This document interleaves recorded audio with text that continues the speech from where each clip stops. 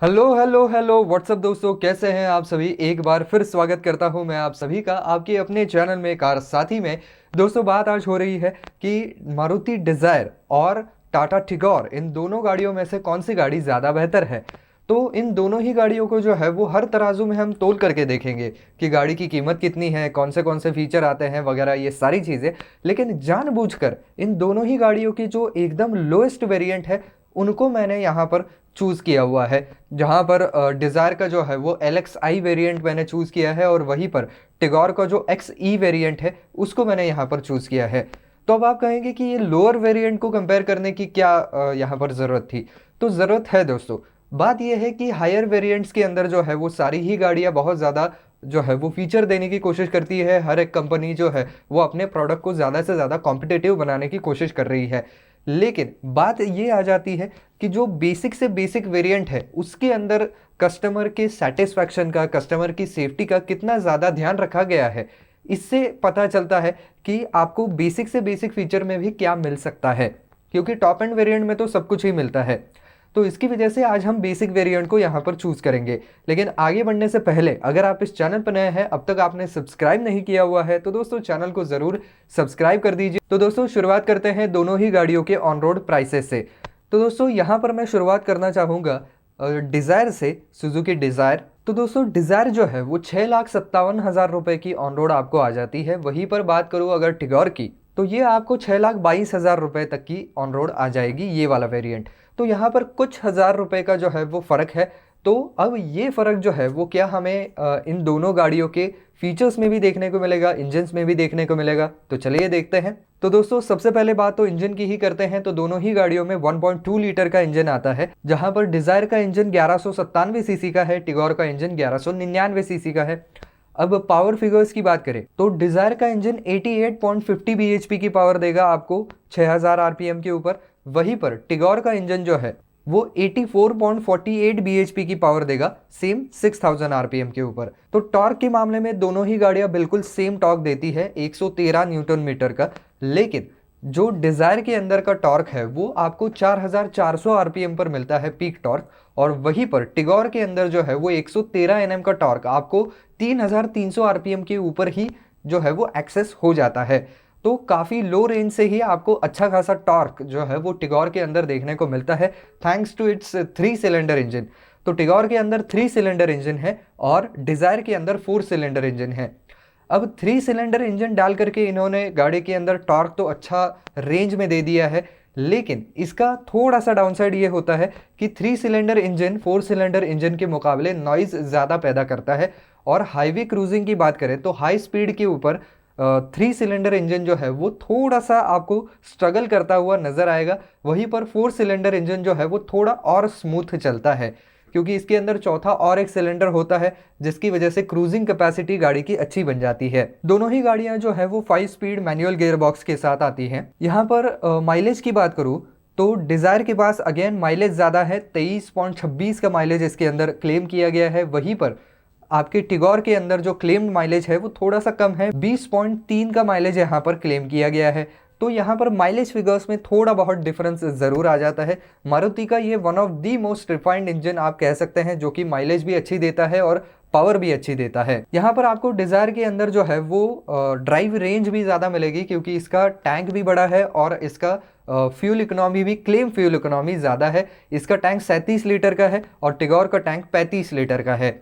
तो 2 लीटर का ही फ़र्क है यहाँ पर, लेकिन माइलेज ज़्यादा होने की वजह से यहाँ पर थोड़ा बेनिफिट डिज़ायर को ज़्यादा जाता है।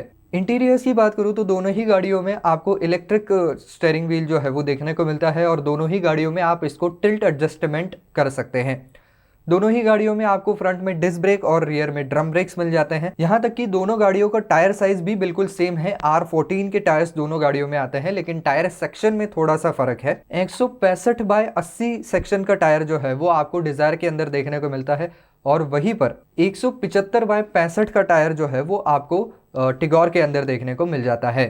दोनों ही गाड़ियों के टायर जो है वो ट्यूबलेस रेडियल टाइप के आते हैं। दोस्तों अब बात करें अगर डायमेंशंस की, तो लेंथ वाइज दोनों गाड़ियों में थोड़ा सा ही फर्क है, जहां पर डिज़ायर की लेंथ 95 मिलीमीटर की है, वहीं पर टिगोर की लेंथ जो है वो 3993 मिलीमीटर की है, यानी कि 2 मिलीमीटर से कम है। लेकिन विड्थ में दोनों गाड़ियों के खासा डिफरेंस है। 735 मिलीमीटर की विड्थ आपको डिजायर के अंदर देखने को मिलती है, वहीं पर आपकी जो टिगोर है इसके अंदर महज 1677 मिलीमीटर की जो है वो विड्थ देखने को मिलती है। तो विड्थ के मामले में गाड़ी जो है वो डिजायर ज्यादा चौड़ी है। व्हील बेस लेकिन दोनों गाड़ियों का बिल्कुल सेम है, 2450 मिलीमीटर का व्हील बेस जो है वो दोनों ही गाड़ियों में देखने को मिलेगा। तो वैसे अगर देखा जाए तो दोनों गाड़ियों में नी रूम जो है वो एक समान आपको लगभग मिल सकता है, लेकिन यहाँ पर टिगोर जो है वो 2 मिलीमीटर से कम है। व्हील बेस यहाँ पर दोनों गाड़ियों का सेम है, विड्थ में भी टिगोर कम है, लेकिन फिर भी टिगोर की बूट स्पेस ज्यादा है, क्योंकि 378 लीटर की बूट स्पेस आपको डिजायर के अंदर मिलती है, तो टिगोर के अंदर आपको 419 लीटर की बूट स्पेस मिलती है। तो बूट स्पेस क्लियरली टिगोर के अंदर काफी ज्यादा है। अब बात करें कंफर्ट एंड कन्वीनियंस फीचर की, तो दोनों गाड़ियों में पावर स्टीयरिंग तो आता है, लेकिन यहाँ पर टिगोर के अंदर आपको एटलीस्ट फ्रंट में पावर विंडोज मिलती हैं, रियर में नहीं मिलती है। लेकिन डिजायर के अंदर ना तो फ्रंट में मिलती है और ना ही रियर में मिलती है, तो इसकी वजह से यहाँ पर डिजायर थोड़ी सी पीछे रह जाती है। क्योंकि कंफर्ट एंड कन्वीनियंस का तो देखो आपको विचार करना पड़ेगा अगर आप गाड़ी बना रहे हैं, और बहुत कम भी प्राइस नहीं है इसकी, हम कहें कि मिड लेवल की इसकी प्राइस है, तो बहुत कम प्राइस भी नहीं ले रहे हैं आप, तो कम से कम अगर फ्रंट में ही सही लेकिन पावर विंडोज दे देते डिजायर के अंदर तो ज्यादा बेहतर रहता। लो फ्यूल वार्निंग लाइट जो है वो आपको दोनों गाड़ियों में मिल जाती है। एक्सेसरी पावर आउटलेट जो है वो भी दोनों ही गाड़ियों में आता है। बस यहाँ पर रियर रीडिंग लैम्प जो है वो टिगोर के अंदर नहीं आता है, ये डिजायर के अंदर ही आता है। दोनों गाड़ियों में रियर में आपको हेडरेस्ट जो है वो देखने को मिल जाते हैं, लेकिन बात यह है कि रियर में भले ही दोनों गाड़ियों में फिक्स टाइप के हेडरेस्ट हैं, लेकिन फ्रंट के जो हेडरेस्ट है वो भी आप डिजायर के अंदर एडजस्ट नहीं कर सकते हैं, ये आप केवल टिगोर के अंदर एडजस्ट कर सकते हैं। तो अगेन एक ऐसी बात हो जाती है जो कि डिजायर को बहुत पीछे लेके जाती है। दोनों गाड़ियों में फ्रंट में कप होल्डर्स मिलते हैं, लेकिन रियर में कोई आर्मरेस्ट नहीं है, तो कप होल्डर्स भी नहीं मिलते हैं। सीट लंबार सपोर्ट दोनों ही गाड़ियों में मिल जाता है। पार्किंग सेंसर्स दोनों गाड़ियों में आपको रियर में मिल जाते हैं। बॉटल होल्डर्स लेकिन दोनों ही गाड़ियों में चारों दरवाजों में देखने को मिल जाती हैं। अच्छी बात यह है कि दोनों ही गाड़ियों में गियर शिफ्ट इंडिकेटर जरूर मिलता है, तो जो लोग नए सिरे से गाड़ी सीख रहे हैं या सीख चुके हैं उनके लिए बहुत बढ़िया चीज़ है। गाड़ी उनको अगर वो गियर चेंज करना भूल जाए तो गाड़ी उसको रिमाइंड कर देती है कि अब आप गियर चेंज कर लीजिए। यहाँ पर दोनों ही गाड़ियों के अंदर कुछ एडिशनल फीचर हैं, जैसे कि डिजायर के अंदर आपको पोलन फिल्टर मिलता है, यानी कि गाड़ी के अंदर आने वाली हवा जो है वो थोड़ी सी एक्स्ट्रा प्यूरिफाई होके आती है। याद रहे ये कोई एयर प्यूरिफायर नहीं है, बस एक फिल्टर ज़्यादा ऐड किया गया है।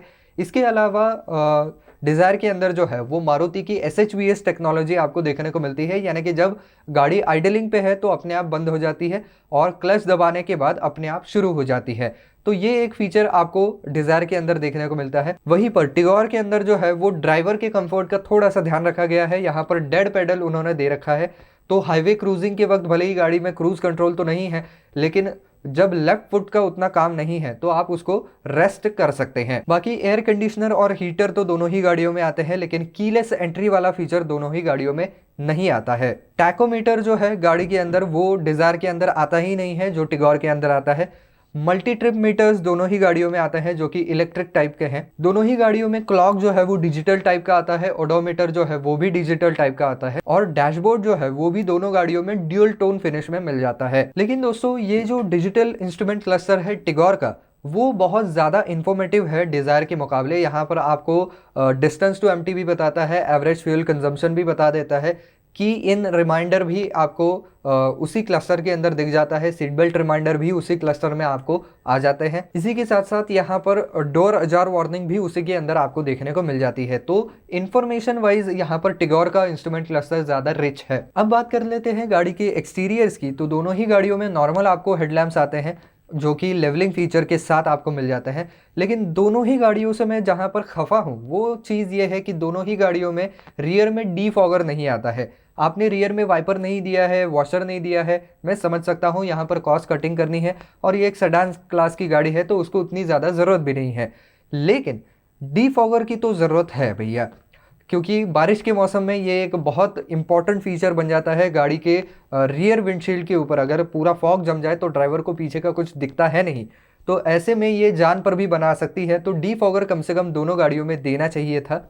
खैर बाकी अगर बात करूँ तो पावर एंटीना दोनों गाड़ियों में आता है, लेकिन टिगोर के जो ग्लास है वो थोड़े से टिंटेड आते हैं, जिससे कि सन प्रोटेक्शन थोड़ा बहुत आपको जो है वो मिल जाता है। थोड़ी सी रोशनी जो है वो कट होकर के अंदर आती है। दोनों ही गाड़ियों में जो है वो फ्रंट में तो हेलोजन हेडलैम्प से आते हैं और फॉग लैम्प वगैरह का कोई ऑप्शन नहीं है, लेकिन रियर के जो लाइट्स है दोनों गाड़ियों के, तो टेल लाइट्स दोनों गाड़ियों के आपको एलईडी ही मिलते हैं, उसके अंदर कोई कंजूसी है नहीं। अब दोस्तों बात कर लेते हैं सेफ्टी की। तो बिल्ड क्वालिटी आपको पता है कि टाटा की ज़्यादा बेहतर है मारुति के मुकाबले, और सेफ्टी रेटिंग भी टिगोर की अच्छी आई हुई है। बाकी अगर जो नॉर्मल फीचर्स की बात करें तो एबीएस दोनों ही गाड़ियों में आता है, लेकिन ब्रेक असिस्ट केवल आपको मारुति में आ जाता है। पावर डोर लॉक्स जो है वो आपको टिगोर में मिलती है, लेकिन डिजायर के अंदर नहीं मिलती है। चाइल्ड सेफ्टी लॉक दोनों गाड़ियों में मौजूद है, और दोनों ही गाड़ियों में 2 एयरबैग स्टैंडर्ड आते हैं। सीट बेल्ट वार्निंग और डोर अजार वार्निंग भी दोनों गाड़ियों में आ जाती है। इंजन इमोबिलाइजर और क्रैश सेंसर भी दोनों गाड़ियों में आता है, लेकिन इंजन चेक वार्निंग लाइट्स जो है वो केवल टिगोर में आती है, ये आपको डिजायर के अंदर देखने को नहीं मिलेंगी। अच्छी बात यह है कि ईबीडी जो है दोनों गाड़ियों में स्टैंडर्ड आता है, लेकिन टिगोर के अंदर जो है वो आपको कॉर्नर स्टेबिलिटी कंट्रोल भी मिलता है, और साथ ही साथ अभी नई जो टिगोर आ रही है उसके साथ उन्होंने ट्यूबलेस टायर है तो पंक्चर रिपेयर किट भी देना शुरू कर दिया है। तो ये एडिशनल बेनिफिट्स आपको टिगोर के साथ मिल जाते हैं। एंटी थेफ्ट डिवाइस भी टिगोर के अंदर लगी हुई है, ये डिजायर के अंदर है नहीं। स्पीड अलर्ट लेकिन डिजायर के अंदर है, टिगोर के अंदर नहीं है। और आइसोफिक्स चाइल्ड सीट माउंट्स जो है उसके पॉइंट्स भी आपको डिजायर के अंदर देखने को मिलते हैं, ये टिगोर के अंदर है नहीं। प्री टेंशनर्स और फोर्स लिमिटर टाइप के सीट बेल्ट जो है वो दोनों ही गाड़ियों में आ जाते हैं। बाकी दोनों ही गाड़ियों में आपको इंफोटेनमेंट सिस्टम और ऑडियो सिस्टम नहीं मिलती है, ये आपको बाहर से डलवानी पड़ेगी। तो दोस्तों कुल मिलाकर के ये कुछ यहाँ पर लेखा जोखा बनता है। तो वैसे अगर देखा जाए तो फीचर्स जो है वो टिगोर के पास ही ज़्यादा आपको देखने को मिलते हैं। सेफ्टी के लिहाज से भी टाटा की बिल्ड क्वालिटी मारुति के मुकाबले थोड़ी सी ज़्यादा बेहतर है, जिसकी वजह से टिगोर एक प्रैक्टिकल ऑप्शन ज़्यादा बन जाती है। भले ही टिगोर की विड्थ उतनी ज़्यादा नहीं है, लेकिन फिर भी बूट स्पेस काफ़ी अच्छी टिगोर आपको ऑफर कर देती है। इसी के साथ साथ कॉर्नरिंग स्टेबिलिटी कंट्रोल जैसे एडवांस फीचर आपको टिगोर के अंदर देखने को मिल जाते हैं। इसके अलावा फ्रंट में पावर विंडोज़ भी मिल जाती हैं, जो कि डिज़ायर में नहीं मिल पाती हैं। इसी के साथ साथ इसका इंस्ट्रूमेंट क्लस्टर जो है वो भी डिज़ायर के मुकाबले बहुत ज़्यादा इंफॉर्मेटिव है। तो इसकी वजह से क्लियरली मेरे हिसाब से तो विनर यहाँ पर टिगोर ही बनती है, और इसको प्राइस का भी बेनिफिट है। ये डिज़ायर के मुकाबले ज़्यादा सस्ती है और फीचर भी डिज़ायर के मुकाबले ज़्यादा ऑफर कर रही है। तो इसकी वजह से यहाँ पर टिगोर जो है वो क्लियर विनर बन जाती है। आपको क्या लगता है इन दोनों गाड़ियों में से कौन सी गाड़ी जीतनी चाहिए, कौन सी गाड़ी ज़्यादा बेहतर है? हमें कमेंट सेक्शन में लिख करके ज़रूर बताएं। और दोस्तों अगर वीडियो आपको अच्छा लगा है ना तो दोस्तों लाइक ज़रूर दबा दीजिए। मैं देख रहा हूँ आप लाइक नहीं कर रहे हैं, तो दोस्तों प्लीज़ वीडियो को लाइक ज़रूर कर दीजिए। ये वीडियो बनाने में हमें भी बहुत मेहनत लगती है, तो आप अगर एक छोटा सा लाइक कर देंगे तो हमें भी बहुत अच्छा लगेगा। और साथ ही साथ वीडियो को ज़्यादा से ज़्यादा शेयर भी कर दे। अगर आपके कोई दोस्त नई गाड़ी खरीद रहे हैं और इन्हीं दोनों गाड़ियों में से कोई लेने का विचार कर रहे हैं तो उन तक ये वीडियो ज़रूर पहुँचाएँ।